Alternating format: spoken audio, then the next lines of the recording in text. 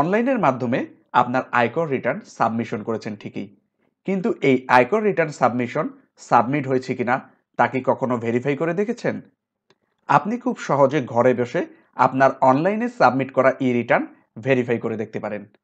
এই অনলাইনে সাবমিট করা ই-রিটার্ন ভেরিফাই করতে হলে সর্বপ্রথম আপনার কম্পিউটার অথবা মোবাইলের একটি ব্রাউজার ওপেন করতে হবে এবং এই ব্রাউজারের গুগল অপশনে গিয়ে আপনাকে সার্চ দিতে হবে ই-টিন।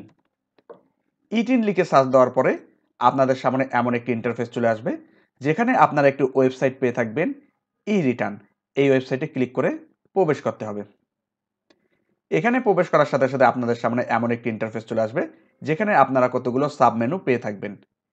এই সাব মেনুগুলোর মধ্য থেকে আপনারা রিটার্ন ভেরিফাই নামে যে মেনুটি রয়েছে এই মেনুতে ক্লিক করবেন। এখানে ক্লিক করার সাথে সাথে আপনাদের সামনে এমন একটি ইন্টারফেস চলে আসবে, যেখানে সর্বপ্রথম আপনি আপনার টিন নাম্বারটি দিয়ে দিবেন। এরপর অ্যাসেসমেন্ট ইয়ার, অর্থাৎ আপনি যে ইয়ারের ভেরিফাই করতে যাচ্ছেন, অর্থাৎ আপনার ই রিটার্নটি সাবমিট হয়েছে কিনা সেই ইয়ারটি সিলেক্ট করে দিতে হবে। এরপরে নির্ধারিত বক্সে কম্পিউটারে প্রদর্শিত ক্যাপচাটি আপনাকে প্রবেশ করাতে হবে। এরপরে ভেরিফাই নামে যে অপশনটি রয়েছে এই অপশনে ক্লিক করতে হবে।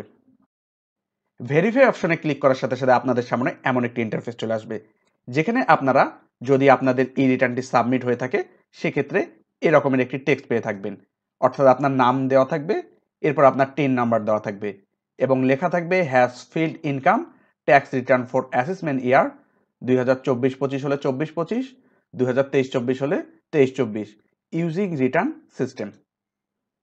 আর এভাবে আপনি ঘরে বসে আপনার ই রিটার্নটি সাবমিট হয়েছে কিনা তা অনলাইনের মাধ্যমে ভেরিফাই করে দেখতে পারেন। নতুন নতুন ভিডিও পেতে আমার চ্যানেলটিতে লাইক, কমেন্ট এবং সাবস্ক্রাইব করতে ভুলবেন না। ধন্যবাদ।